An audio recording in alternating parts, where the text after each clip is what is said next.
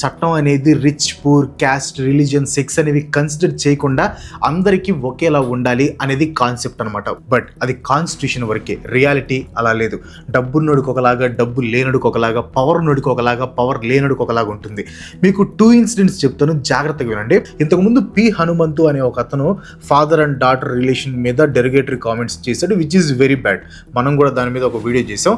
Social media అంతా full outreach వచ్చింది, అందరూ స్పందించారు, సెలబ్రిటీస్ కూడా దీని గురించి వాయిస్ రేస్ చేశారు.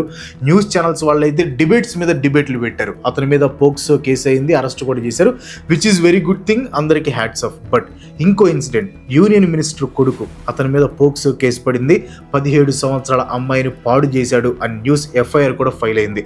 ఈ కేసులో సెలబ్రిటీస్ అందరూ పిన్ డ్రాప్ సైలెన్స్.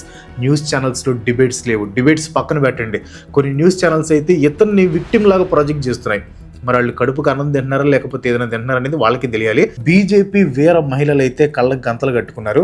ఆడవాళ్ళు అయి ఉండి ఒక ఆడబిడ్డకి అన్యాయం జరిగితే నో అవుట్రీచ్. కొంతమంది అయితే ఐ స్టాండ్ విత్ భగీరథ్ అంట. పొరపాటున అతను ముస్లిం అయి ఉంటేనా, లవ్ జిహాద్ అని రకరకాల పేర్లు పెట్టి ఇండియా మొత్తం రచ్చరచ్చ చేసేవాళ్ళు. అతను హిందూ కాబట్టి సరిపోయింది. ముస్లిం అయితే ఇంకా వీళ్ళలో అంతా దేశభక్తి వచ్చేది, ఆడబిడ్డ మీద ప్రేమ అన్ని తన్నుకుంటూ వచ్చాయి. నేను ఈ వీడియో చేసే టైంకి ఇంకా అతన్ని అరెస్ట్ అయితే చేయలేదు. ఇప్పుడు చెప్పండి, ఆర్టికల్ 14 ఈక్వాలిటీ బిఫోర్ లా రియాలిటీలో అమలవుతుందా? కింద ఖచ్చితంగా కామెంట్ చేయండి.